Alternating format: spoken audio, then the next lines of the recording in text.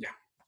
En la clase de ayer habíamos quedado estábamos viendo las estrategias genéricas, que básicamente esas estrategias genéricas habíamos visto cuatro, que era la estrategia de liderazgo total de costo, que fue la que vimos ayer, que es la que ustedes ven aquí en amarillo, y por otro lado está la estrategia o la amplia estrategia de diferenciación, y hasta aquí habíamos quedado el día de ayer. Entonces, básicamente, ¿en qué habíamos quedado? En que la diferenciación exitosa permite que una empresa, y dijimos que lo que se busca con esta estrategia son estos tres principales pilares, y es, primero, que se fije un precio mayor por su producto. Segundo, que se incremente las ventas unitarias. Y tercero, que se obtenga la lealtad de compradores a su marca. Y habíamos resaltado dos puntos que están en el comentario de abajo de sus pantallas, dos puntos principales, y es que cuando estas estrategias, hablando de las estrategias de diferenciación puntualmente, cuando la estrategia de diferenciación fracasa, es porque primero los compradores no valoran esa diferenciación, cuando definitivamente por más que usted intente diferenciarse, usted haga todo el seguimiento, haga el estudio de mercado, haga una investigación de mercado, haga los esfuerzos de costos, haga esfuerzos en temas de inventario, haga un benchmarking.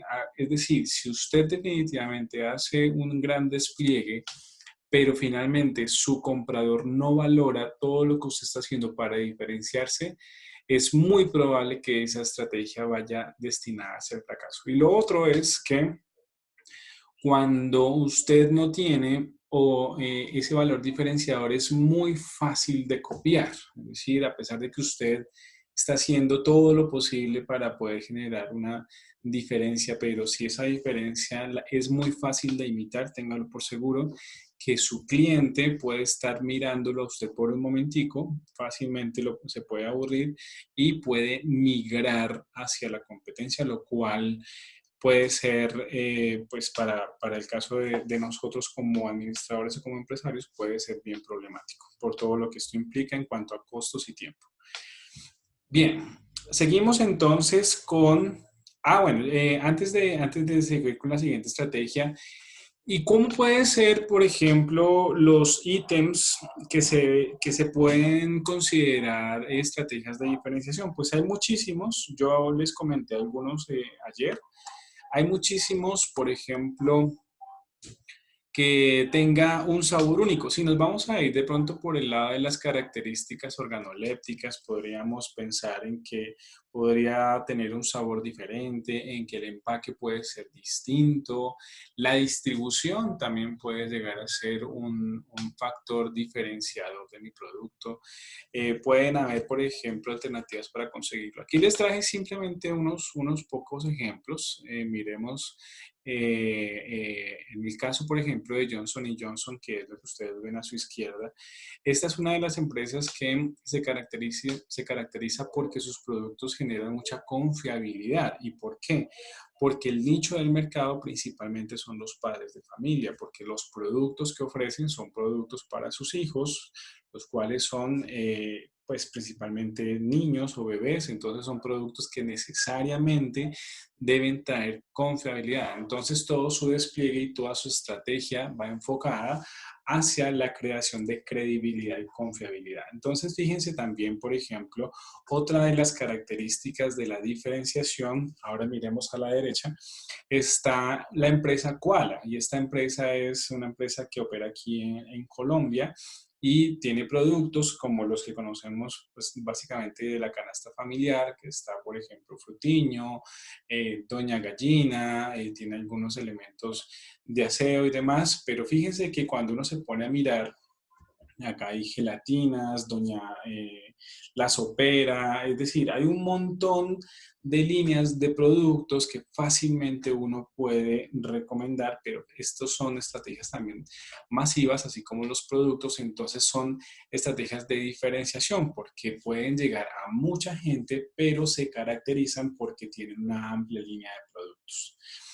Están, una estrategia más puede ser la distinción, como marcas que no son para un gran nicho de mercado, sino son para un grupo selecto de personas o un nicho reducido, que son las marcas como Rolex, que por lo general lo que buscan son el prestigio y la distinción. Y pues bueno, si nos vamos a ir por el lado del sabor, en el caso de las bebidas gaseosas, pues está Coca-Cola, y parte de su diferenciación es que tiene un sabor único y pues que no se compara fácilmente con otras bebidas. Bien, entonces eso por simplemente mencionar algunas. Yo más adelante les voy a dar 10 de 90 que encontré en un libro, pero son para mi concepto las más recomendadas.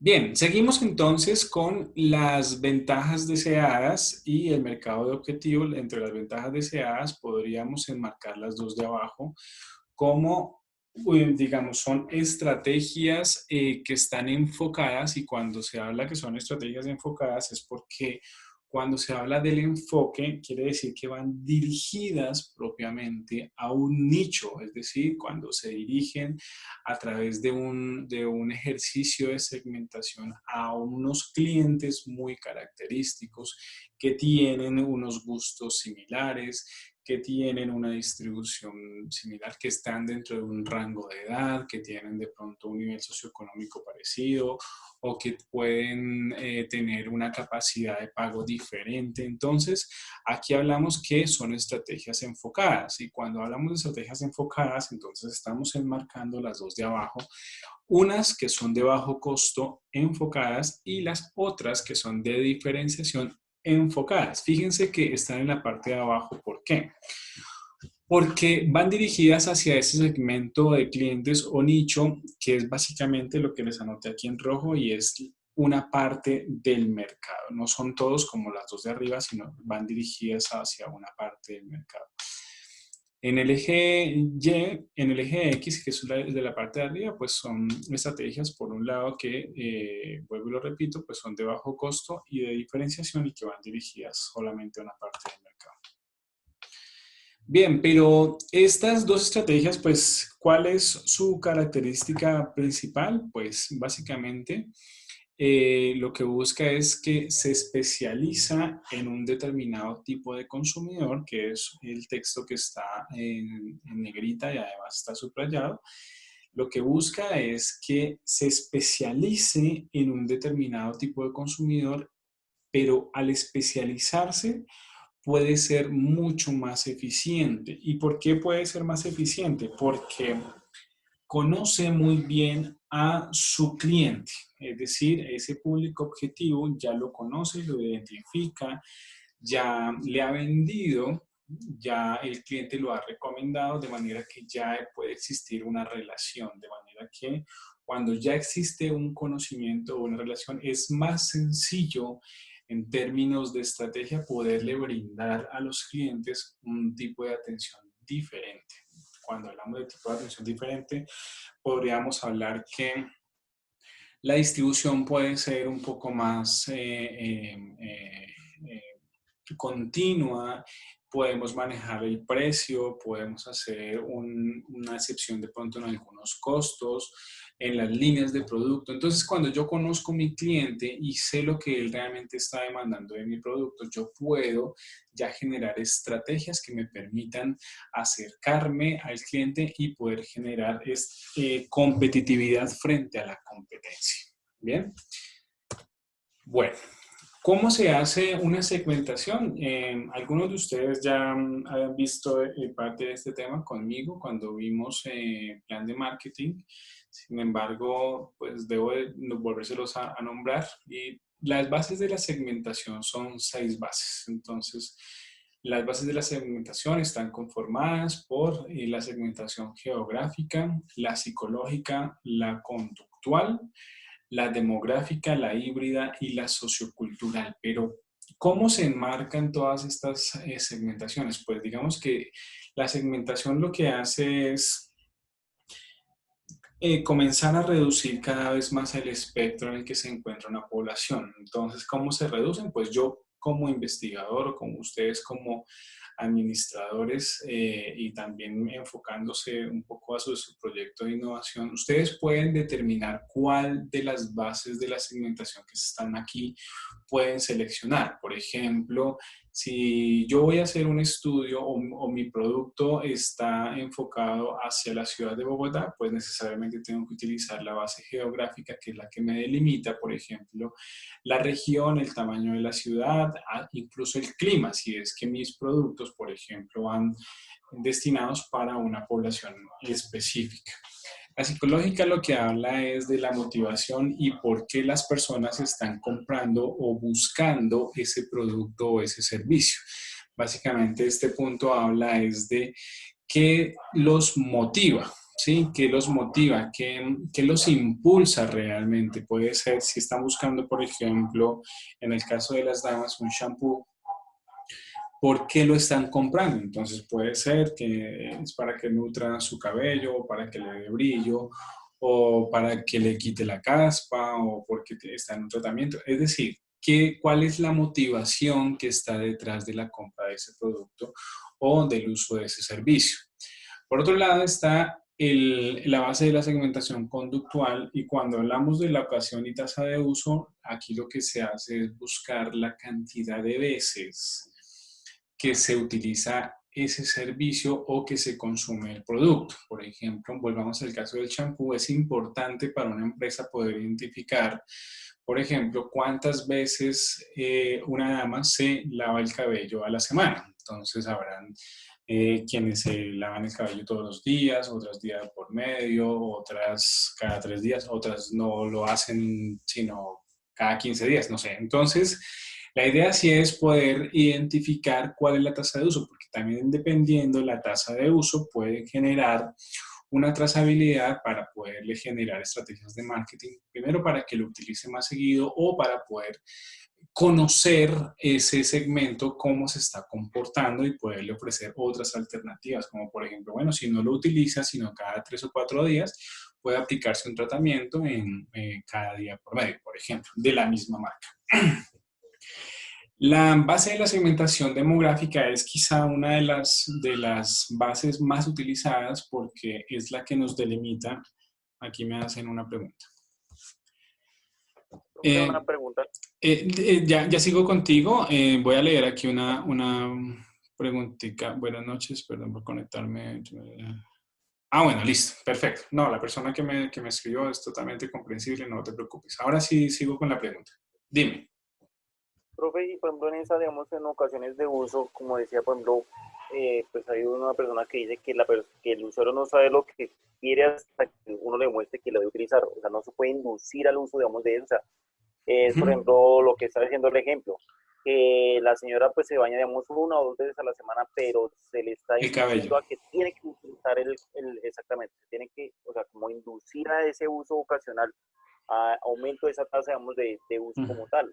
Sí, sí, tienes mucha razón, Camilo, y gracias por el apunte, porque en la parte conductual lo que se busca también es, bueno, poder identificar si por ejemplo, una persona, ustedes saben que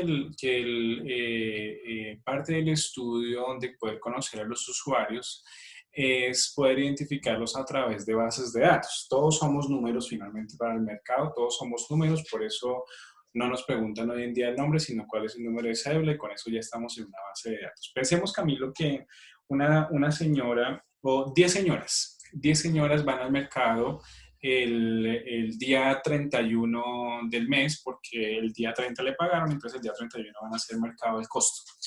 Y ese día entonces pasan por la sección de champús y cada una escoge el de su marca. Cuando pasan ya por la registradora, cada una paga su producto. 3 de ellas utilizaron Head and Shoulders, 2 de ellas utilizaron Pantene y 5 de ellas compraron Sedal. Pero fíjate que al mes siguiente volvieron estas mismas 10 señoras, pero resulta que de las 10 señoras, de las 5 que compraron Sedal, que fue la marca que más utilizaron, solamente 2 volvieron y lo compraron. Y no es que hayan migrado a otras marcas, las otras 3, sino que no compraron shampoo esta vez. Entonces, y así continúa el mes siguiente. Entonces, fíjate que parte de la inteligencia del mercado de las empresas es poder recoger esa base de datos, que es lo que llamamos como Customer Relationship Management o el CRM, y comenzar a estudiar esos datos. ¿Para qué? Para poder mirar cada cuánto las personas están frecuentando mi producto, ¿sí? O cada cuánto está, y poder generar estrategias de consumo, lo que tú muy bien dices. Entonces, eso no solamente poder estudiar la tasa de uso de cada cuánto está frecuentando mi producto, cada cuánto lo está utilizando, sino cada cuánto está volviendo a comprarlo. Entonces, ahora, si no lo está comprando y yo en el mercado comienzo a ver que no es porque lo haya dejado de usar, sino porque de pronto compró un producto con unas características, por ejemplo, en el tamaño lo compró más grande,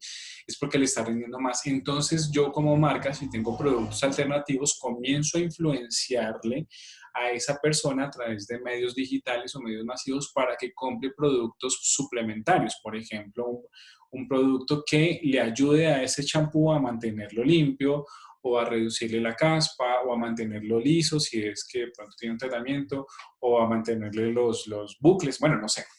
Entonces, fíjense que también el mercadeo lo que hace es estudiar las dos cosas, y parte de la innovación también es ese tipo de estudios, de poder identificar cada cuánto lo está usando, pero si no lo está usando tan seguido, por lo menos poder ofrecerle alternativas de mi misma empresa para que ella, digamos, de forma indiferenciada o inconsciente, de cierta forma, ayude a ese champú con otros productos alternativos de la misma marca para que no se pierda, digamos, la frecuencia de compra. ¿Sí? Espero que haya quedado un poco más claro, Camilo, la idea, pero sí, es así como se puede llegar a manejar también. Sí, señor, gracias. Bueno, Camilo. Lo otro es la parte demográfica, y esta es una de las bases de la segmentación que más se puede llegar a utilizar dentro del estudio que se hace a los segmentos. Digamos, cuando ya yo puedo identificar, por ejemplo, dónde está ubicada mi población objetivo, ya comienzo yo a generar de pronto una serie de filtros de manera que las personas vayan quedando las que realmente me interesan para poder ofrecerle mi producto o poder ofrecerle mi servicio. Entonces, básicamente, ¿qué vamos a encontrar acá? Pues datos como la edad, como el sexo, como el nivel socioeconómico, el estado civil, porque estos datos son bien importantes para poder identificar también cuáles son, por ejemplo, sus gustos, o poder identificar, por ejemplo, en qué está gastando el dinero una familia de 2 personas, o en qué productos invierte el dinero una persona que vive sola, o una mamita o un papito que tiene solamente un hijo y no tiene esposa o esposo, o una persona que vive con su mamá y su hijo o su hija. Entonces, fíjense que aunque son hogares, porque el mercado lo cuenta es como hogar, los gustos, las tendencias, el nivel del gasto, el consumo es totalmente diferente. Entonces, parte también del estudio es poder observar cuáles son esas diferentes tendencias. Por ejemplo, en un hogar donde hay niños, pues es más probable que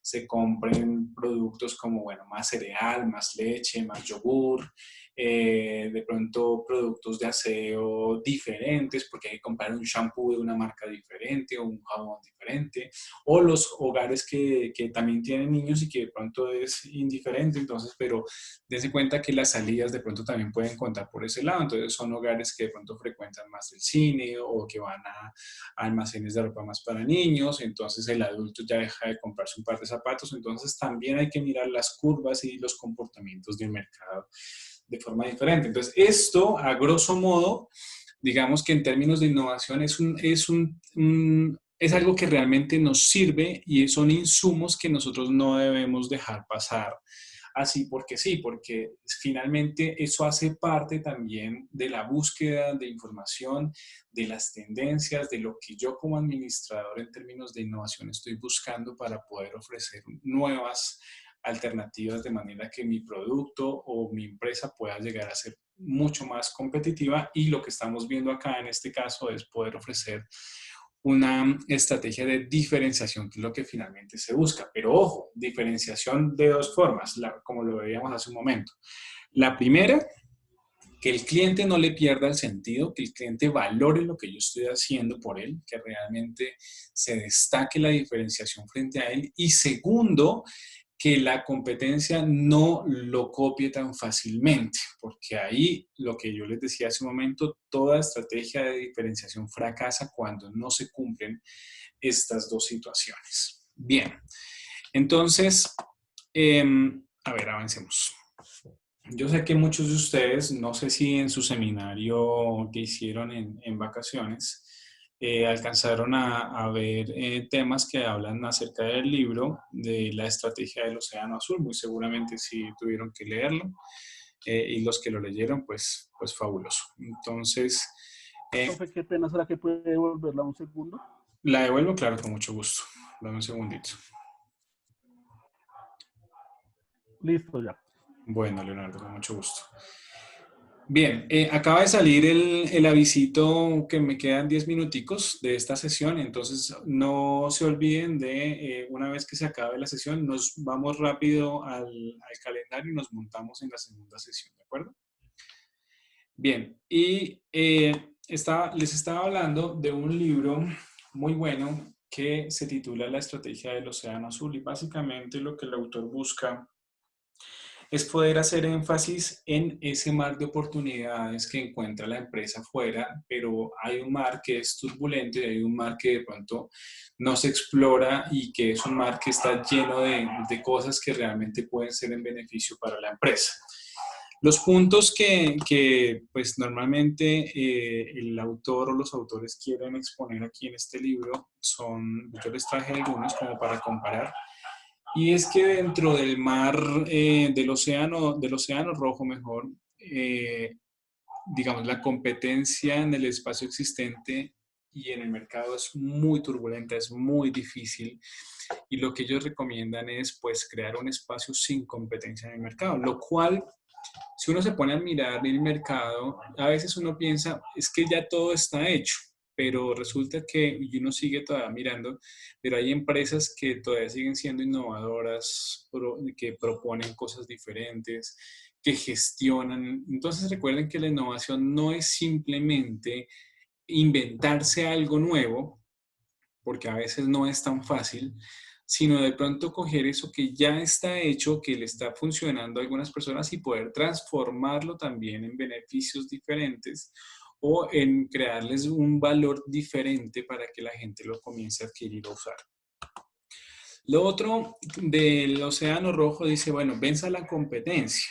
Y el océano azul dice, hacer que la competencia pierda toda la importancia. Y esta es quizás de las cosas que más me gusta de este libro, y es que la competencia, aunque realmente es bien importante, porque yo sí soy de los que piensa que la competencia puede llegar a ser un aliado estratégico para uno, porque sin competencia es difícil medirse, es difícil saber si uno está haciendo bien las cosas o no, porque entonces contra qué me comparo.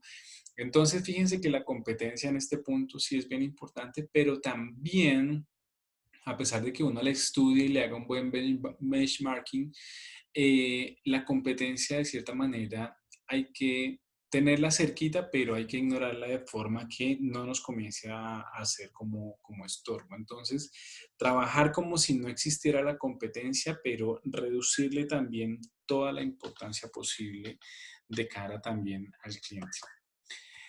Explotar la demanda existente en el mercado, y por el otro lado está crear y captar nuevas demandas. De esto, pues parte también la segmentación y todo lo que se hace dentro del mercado. Cuando uno a veces está segmentando y hace una investigación de mercados, que ustedes ya lo hacen, espero que lo hagan muy bien, la investigación de mercados. Cuando se hace una investigación de mercados, a veces uno se enfoca en un segmento y uno piensa antes de comenzar a hacer esa investigación que el segmento al cual uno le tiene destinado el producto o el servicio, ese es. ¿Por qué? Por unas características, porque ya, digamos, conoce uno el producto, porque lo ha utilizado, etcétera, etcétera. Pero resulta que en el camino se va uno encontrando con sorpresas y pueda que ese producto o ese servicio realmente le esté funcionando a otro segmento el cual uno no tenía identificado. Y fíjense que esas cosas suceden. Y ahí cuando suceden esas cosas es muy bueno porque no solamente se amplía el espectro, le voy a llegar a más gente, mi campaña de divulgación es más robusta, puedo enriquecer todavía un producto o un servicio generándole valor agregado, diferenciación, es decir, yo puedo comenzar a manejarlo de forma diferente. Entonces, fíjense que, bueno, no sé si más adelante, muy seguramente ustedes ya vieron una matriz que se llama la matriz Ansoff, y esa matriz básicamente lo que hace es estudiar el comportamiento por un lado de los mercados y por otro lado el comportamiento de los productos, si son nuevos o existentes. Y uno de esos cuadrantes que tiene esa matriz que es súper interesante es cuando el producto es nuevo y el mercado es nuevo. ¿Qué estrategias le generan ustedes ahí? Pues básicamente la estrategia es poder generar diversificación y poder generar también una penetración de mercado diferente a lo que la competencia les está ofreciendo. Me imagino que ya lo habrán visto, supongo que sí. Y lo otro es, bueno, quedan 4 minuticos, alcanzo a decirles estas últimas dos. Elegir entre el valor o coste, lo cual resulta un poco difícil, que es la estrategia que vimos de primero, es la amarilla. Y aquí es conseguir el valor y el coste. Porque recuerden que no solamente trabajamos para poder ofrecer beneficios a través de productos y servicios, sino también para poder recuperar lo que hemos invertido, pero también para poder generar un valor no solamente de nuestros productos, sino también de la empresa. Aquí es bien importante la generación de valor, porque una cosa es generar utilidades y otra muy diferente es generar valor. Y la generación de valor es realmente difícil, y no es difícil porque sea difícil de conseguirla, sino es difícil realmente de mantenerla. Una empresa que genera valor y se mantiene en el tiempo es una empresa que realmente ha trabajado para conseguirlo, y por lo general es una empresa que vale la pena. Entonces hay que también trabajar en ese sentido. Y la última, aunque se parecen, tienen algo de diferente. La primera dice alinear la actividad de la empresa a diferenciación o reducción de costos.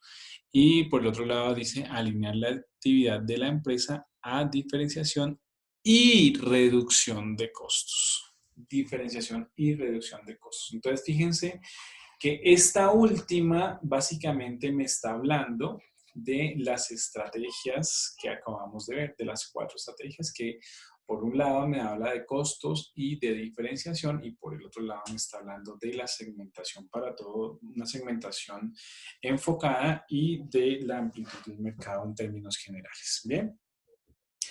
Todo esto me lleva, básicamente, ese libro habla de algo que ustedes ya conocen, y es un cuadro que vamos a ver más adelante. Por un lado, que tiene en cuenta los costos, y aquí hay 3 cosas bien importantes para poderles mencionar a ustedes.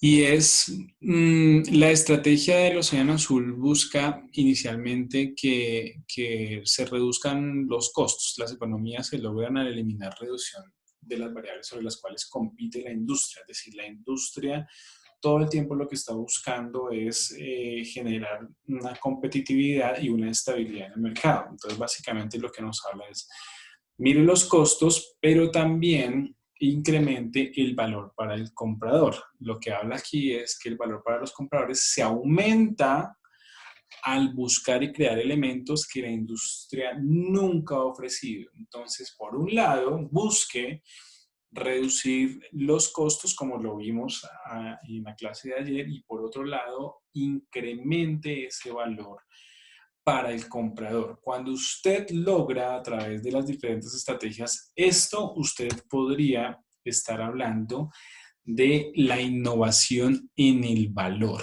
Y cuando se habla de la innovación en el valor, es casi que poder crear esa, digamos, ese nivel o esa igualdad entre los costos y el valor para el comprador, de manera que usted genere una propuesta de valor para los compradores. Es la unión de las dos cosas.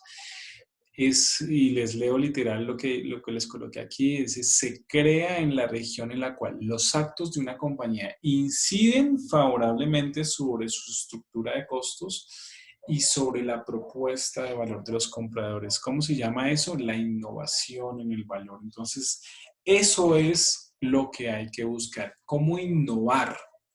Todo lo que les he estado diciendo es cómo innovar en ese valor que usted le puede dar a ese producto o a ese servicio, cómo lo puede manejar, qué va a hacer, cuáles son las principales